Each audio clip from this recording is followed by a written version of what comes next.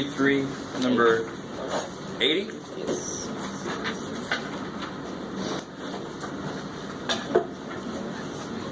Oh, okay. The amount of water swimming pool, blah, blah, blah. Okay, so they give you, this is the amount of water, and this is the time. And there's an intercept there. 1, 2, 3,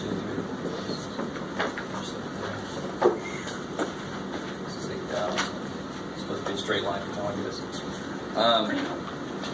For me, it's not bad. 1, 2, 3, 4, 5 times hours, I think, right? Yes. And gallons.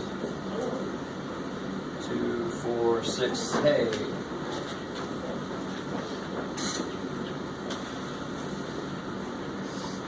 What's the y-intercept of this line? Water yellows. No. Numerically, what's the y-intercept of this line? I still haven't heard it. What's happening? You never remember? 8. Still haven't quite heard the right answer. Ah, look at that. Somebody's like, oh God, this guy wants this. But again, this is huge. I already saw a few people turn their paper. When you find the x and y intercept, if you don't put the 0 with them, you might think it's 1 point. It's 2 separate points. And the more you keep doing that, keep forcing yourself. So I don't like when teachers are like, y-intercept is 7. No, I mean, you really got to enforce. It is 0, 7. It is its own point, a full point. What the hell does that mean? What is the meaning behind that? Because now I have a physical situation, right? There's the amount of water in a pool. So what's going on? What's this one represent? What's the variable face? X. And in this case, it's actually going to be Time. Right? So can you tell me physically, just in regular everyday language, what does this mean? I like the in the beginning. Yeah, so before any time has passed, because time is 0. So initially there was 8,000 gallons of water in the pool. I like it. All right, what's the other intercept? What's the t intercept in this case? The 5, 0. Sweet. So what does that mean physically? After 5 hours, there's no water in the pool. Hopefully that was planned. Yes. That's it. That's it. It's insane. So it's, it's a thing about. It's one thing to know how to calculate stuff and they give me the numbers, and that's what math calculations are. Oh, your homework. Yeah. It's fine. But you have to know what those numbers mean. That's why I keep telling you units. What are the units? And I'm a dork about it. 8 shoes. You got to tell me the units. You got to bring it back to real life, because math actually does model real life. It does. That's one of the things it does. Okay, is that cool? I mean, basically, we did that problem. Yes. Can you do number 51 and 3.4?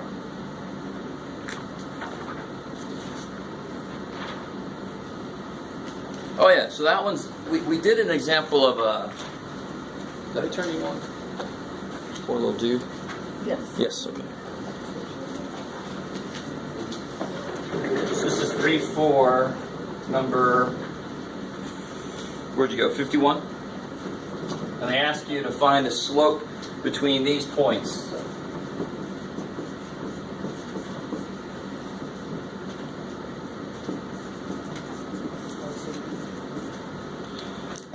And this is one of those problems that some of you might be tempted to not even write down your homework and just hope I don't even notice and stuff. People do that. Because I am human. Sometimes I'll miss that. So hey, you got a chance. But I mean, notice something about the y's. What's true about the 2 numbers in there that are in the y positions? What's nice about them? They already have an LCD. They already have an LCD. Come on. So I'm going to give you a problem like this. I'm probably not going to let them already have an LCD. I'm going to make you find it. Ooh, that's horrible. Come on now. So what's the slope? Slope doesn't give a shit what's in there. What's the slope always do? How do we get the slope? Y2 minus Y1 over X2 minus X1. And hopefully everybody understands it doesn't really matter which one you call 1s and 2s. It doesn't matter. It's arbitrary. So if I go this way, what would that look like? 3 over 7 minus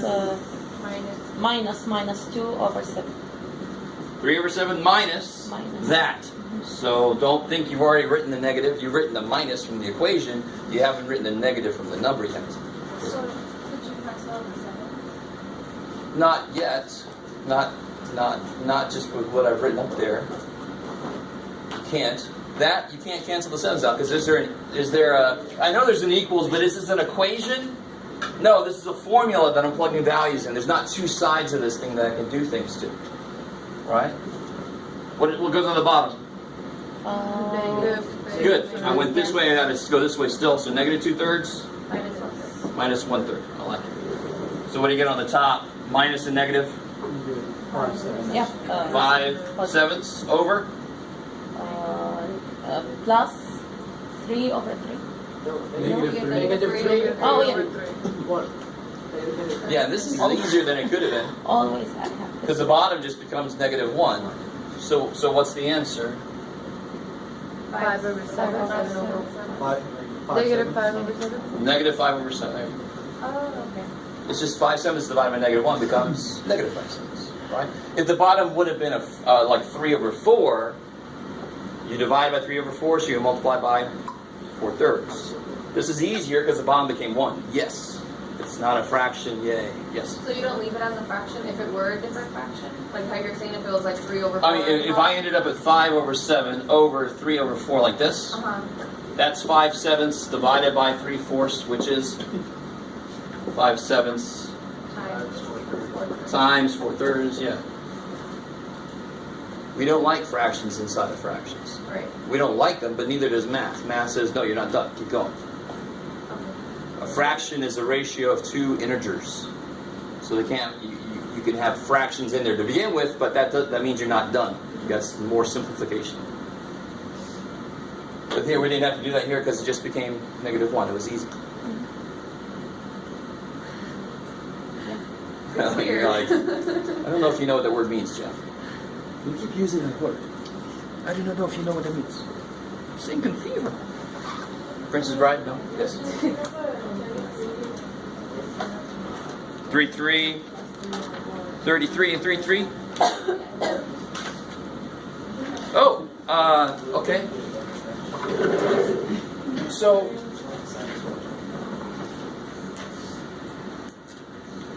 I know I keep saying this, and I don't know if you guys are really internalizing this, but math processes don't care what things look like. How do I find the y-intercept always? How do I always find the y-intercept? Make x 0. Doesn't matter what the equation looks like at all. No. Right? Maybe I can simplify something, but the process is make x 0 to find the y-intercept, make y 0 to find the x-intercept. The process can't change. So my equation looks a little funky, because I have fractions in there. But still, to find the y-intercept, I set x equal to 0. So what's my equation look like now if I do that? 0 minus 0 over 4. Plus, Sure. plus y over 3 equal 1. There's a y there. What's -0 divided by 4? 0. 0. Oh, so you get y over 3 equals 1, and how do you solve that? Multiply 3. Multiply by 3, that's all. Two sides. Yeah, even here you don't even need to cross multiply really. This Y equals 3. y equals 3, yeah. Alright, I'll let you finish that up. So then what would the y-intercept be? 0, 3, exactly. Good, that's its own point in its own right. When x is 0, okay, I've already established x is 0. I've just got to figure out what the second part of it is.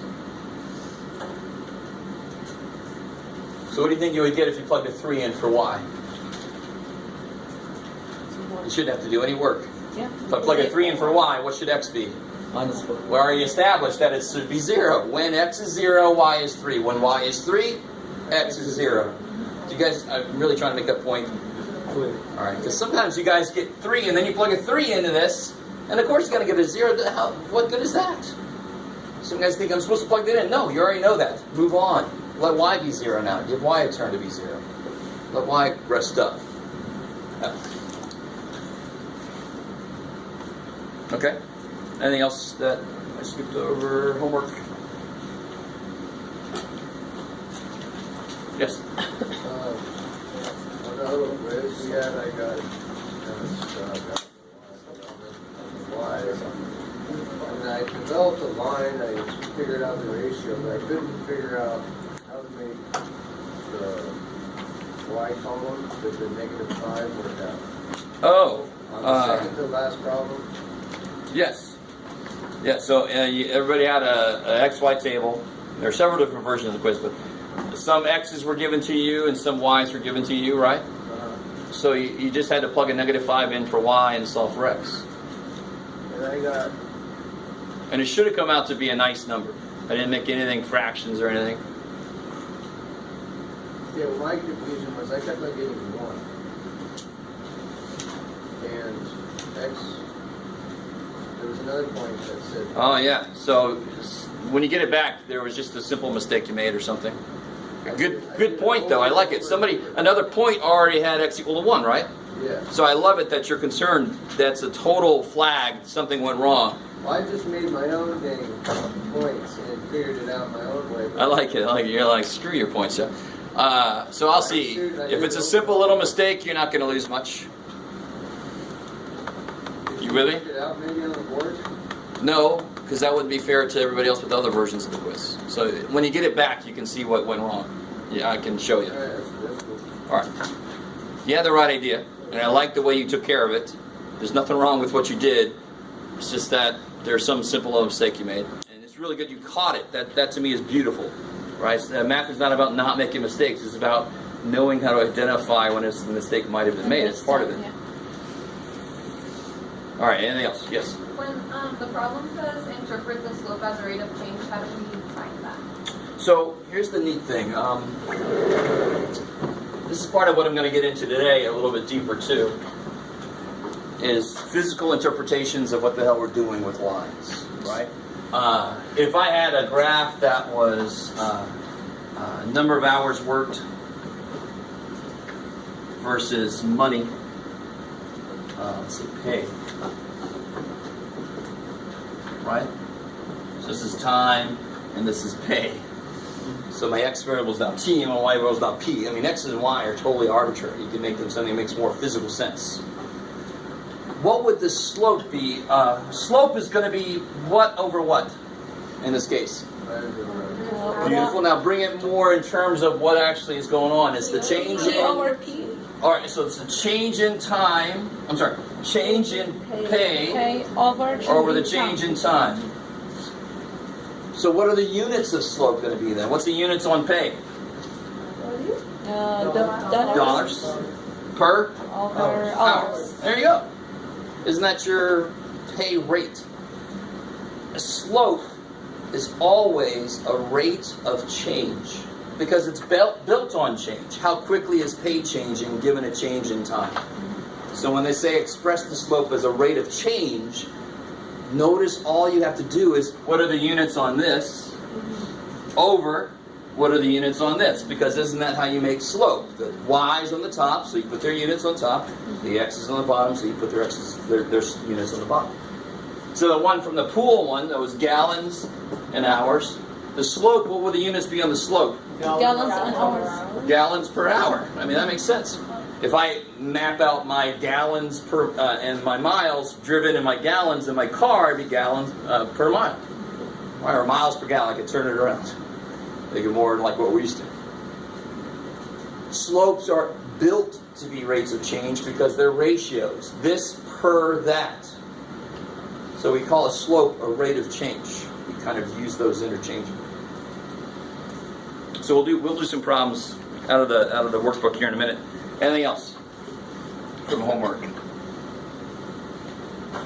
Okay, so let's look at the workbook. I'm going to start. Let's do that first. I'll do this a little out of order. Page 45.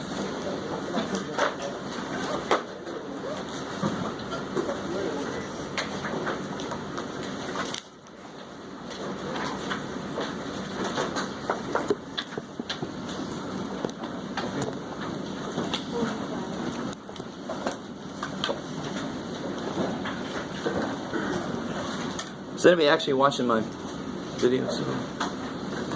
You don't have to. I don't care. I'm not trying to get. I want to go viral. Oh, screw that shit. That's what it is. If you go to my website, well, my username on YouTube is Waller is me. I think because I typed in like 4, 5, 6 different. I'm like Waller's me. All right, good. You know, you're trying to find me. I don't want to be Jeff Waller 78. Sorry. Sorry. What dork printed my name? I wanted to be this. Is YouTube copying? Huh? Yeah. I did, yeah. But I normally don't need to.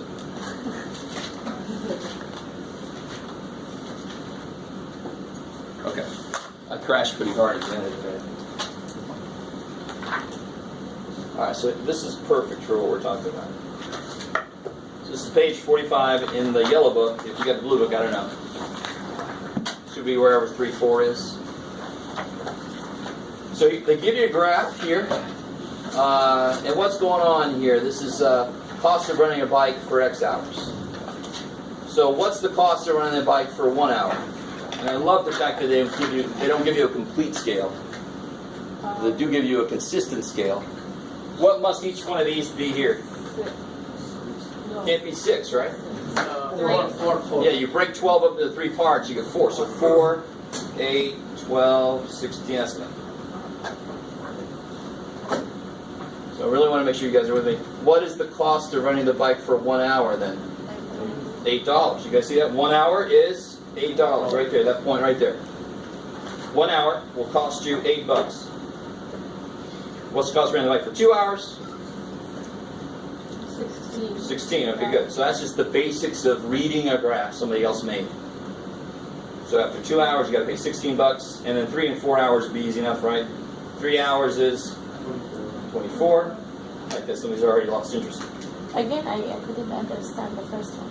Oh, For 1 hour, how we could it? so here, they give me all the work has been done, Okay. right? So after 1 hour, how much do I have to pay? That's the cost here, right? So after 1 hour, I Okay. have to pay $8. Mm. Because that's the point that's on the line, right? How do I know it's not $24 I have to pay? Because the line doesn't go there.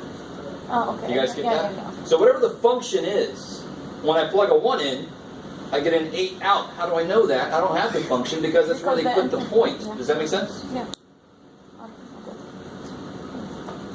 What about 3 hours? 24? What about 4 hours? 32. I like it. So this would be 24, 28, 32. So it's $32. Dollars all around. Now, after the very first question, we actually answered the question already. What was the first question? It was $8 per 1 hour. 1 hour, right? 16 for 2. So I mean, how much is it per hour? 8. $8 per hour. I already knew that. And what's the slope of this line? I go up 2. Careful, up. Oh, 8. See, so that's a real quick point.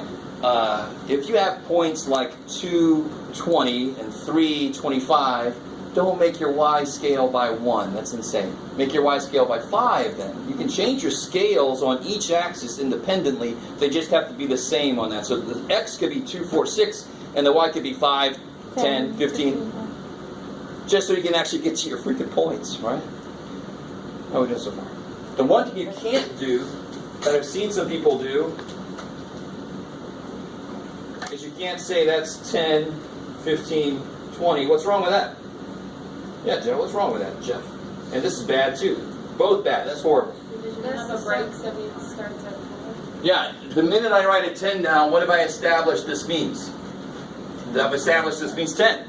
And then I go, what the hell? 5. So I should have been 5, 10, 15, right? The minute you put a tick mark down, you've established what this distance is. 4. So that should be 2. 8. 8. Yeah. I can't say 4 and then go, no, I want to do by 2. No, that's not fair. That's how you lie in statistics, for example. When you graph something, you want to make it look different. You make the scale change. You're like, oh, look at that. It's insane. When really the scale is supposed to be like that. Right? Look at the debt. Well, the debt, let's not even go there. No matter what scale you use, the debt sucks. All right. So, let's see. The line rises vertically 8 units for every 1 unit horizontal change, right? So it goes up 8 over 1. Up 8 over 1. And that's forever because it's a straight line. If the slope changed, what would the line do? I like it. To keep a straight line, it's got to stay the same. If the slope gets bigger or smaller, now it's a curve. And that's calculus. Calculus talks about the slopes of curves where the slope is always changing. All right, let's take that back to straight line. So the line rises 8 units for every 1 unit. Horizontal change, rise of a run. The slope of the line in this example is what? What's the slope of this line? 8 over 1, I love it. And what would the units be? They don't ask for it. The units here would be what? What would the units be? It'd be $8 per hour. I like it. The rate of change. So if you see rate of change in your homework, that's another name for slope. Kick ass. So real quick, do this real quick. Find the slope of that line. If you don't have the book, it might be a little hard for you. They made this easier than they could have, which is good.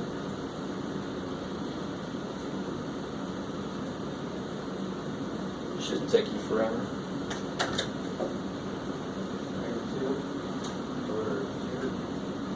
Oh, sure, okay. Which is what? Negative 2 over 2 is? Negative 1, right? So if you start it, you pick any point you want to. Any point that you see, and the line goes through a lot of points. So if I pick that point, for example, and I pick that point, then I go down, how much? 2. And I go over 2. So negative 2 over 2 is negative 1. I like that some of you guys look at me like I'm insane. I would hope most of you guys pick like that point and that point, down 1 over 1, you're there. Down 1 over 1 is still negative 1, right? So there's no right answer as to which points to pick because the line is straight. Any 2 points you pick will reduce to be the same number because that slope is a characteristic of this line. It's constantly the same. So who cares what points you pick? I like it. Good, right? I like when you guys look concerned, you're like, yeah, I'm okay. I don't know.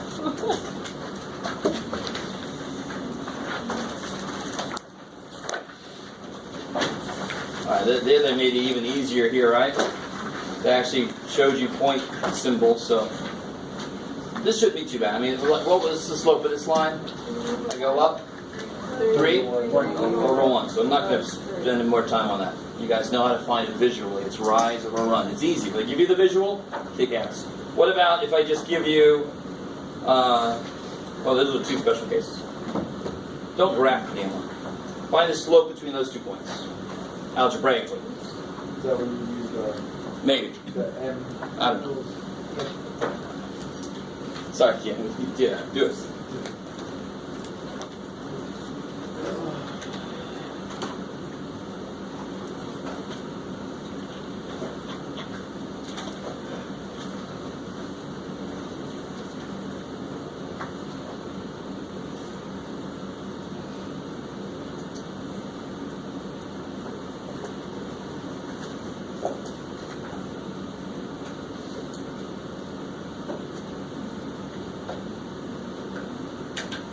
Alright? So whichever way you chose to go, it doesn't matter. You're going to get the same answer. So if I go 2 minus negative 1 on the top, y2 minus y1. If I go this way, I've got to go this way on the bottom. Negative 5 minus 1. Is that cool? So far? Or you could have done negative 1 minus 2. But then you got to do 1 minus negative 5 on the top, on the bottom. You got to go the same direction. That's really why the formula is the way it is. It's the only reason they have the subscripts. Either way you do it, on the top you get, in this way you get 3 over negative 6. So you get negative 1 half. And over here you get negative 3 over 6, which is still negative 1 freaking half, right? Alright, good. So it doesn't matter. What's up? You alright? I added wrong. Oh, scheisse. Alright. So how does everybody feel about that kind of problem? That should be, you should be like, yes, give me a lot of those. So do E and, yeah, you can do it, C and D. Don't graph them.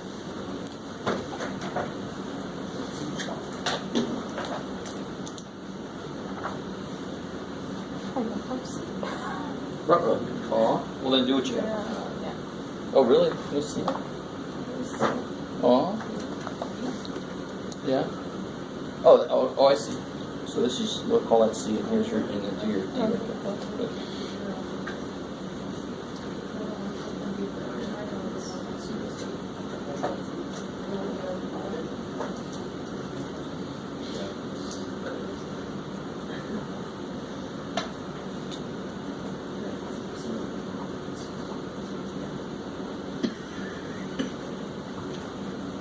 Alright, so these are two special cases.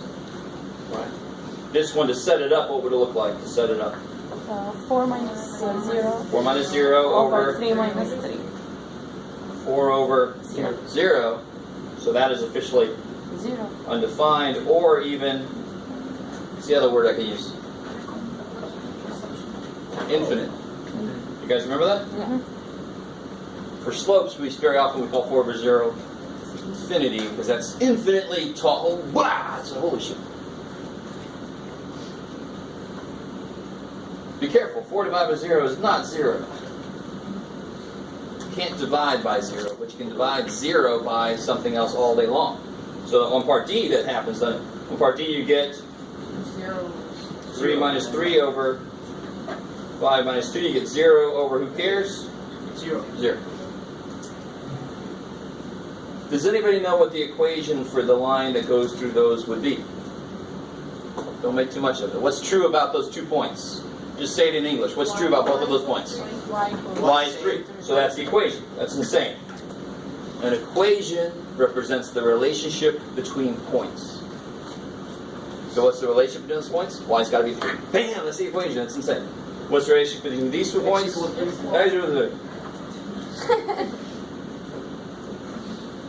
Let me extend that for a second. What if I give you these 2 points? Can anybody see? Let me give you 3 points. Just what's the relationship between x and y and those 3 points? It goes up. X goes up by 1 and Be more direct. Y goes up by Given an x, how do I get the y? Y is always what? 2x. Yes, y. The y piece is always twice the x piece. Oh. Right. You guys with me? You can't always just look at points and tell what the equation is, because then I could do like -7 or something weird, or 2/3, and holy shit, you know. Right? But, I mean, that is what an equation is. It's a quick way to talk about the relationship amongst points, amongst the x and y's of points. Okay. Alright. Is this positive, negative, or 0 slope? Positive. Positive because it's going up. Negative. Which is infinite. Infinite. Or undefined. Either of those works. And this would be 0 slope. I like it. Not no slope. It's got a slope. It's just the slope of 0. Sorry. Okay, let me see. What was the other thing I want to do? Oh, we did this the other day. But let me make sure you guys can do this. We didn't do a lot of these. Holy crap. I'm confused on the. What? What's up? I get confused when you look at the lines. Like I know that you say like the first one is positive because it's going up. But Yeah. what if the first, like how do you know it's going up? What if the first point is that way and it's going down? It's left and right. That's Exactly. why It's how we read. like, The axes mean what's the increasing x is going to be in this direction. okay. Now, your point is actually interesting because, I don't know if you guys realize it, I mean, not only could I make this more interesting by bringing a third dimension in, but it could also make it more interesting by making, how do I make lines like this? That's not a nice y equals x kind of line. It's a funky ass thing going on there, right? There's a whole part of a math class where you talk about making these spirograph things and having the actual equation for them, right? That gets freaky as hell. And then you have to talk about direction and really define it really well. What's the direction mean? So, I can't think of a... Well, someone just said that, just the way you read. Yeah, it's the arrow time. It's because we read in that direction. Okay. So if we were in a different culture, we might make graphs differently. I'm not even sure, to be honest. Yeah, we do like. In reverse, or... Yeah. Oh, that's interesting. See, I never really thought about that. Because some... where are you from? Right. Okay, and you guys, you read this way, right? In books and stuff, you read that way? Yeah. So your graphs, Yes. you go the other way. Oh, man, I'm sorry. Yeah, That's that's got to be extra hard. Okay. In fact, other cultures sometimes they divide differently too. Some, like Russia, I know I have Russian students, and they set division up entirely different than we do. So it's a little Okay, extra so, thing. sorry, I know. So the Should last, be that the last This is one. negative, this is infinite, and this is 0. Flat. Kick ass. Alright, so do number 1 here.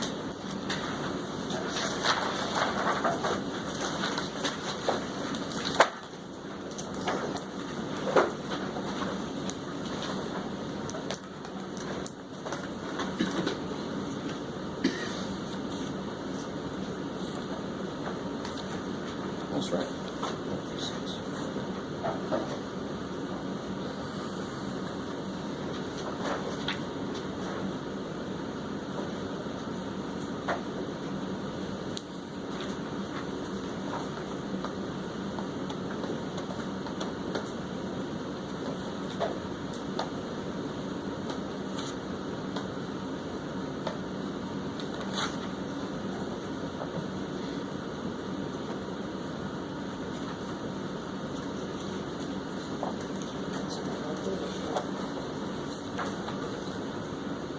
Alright.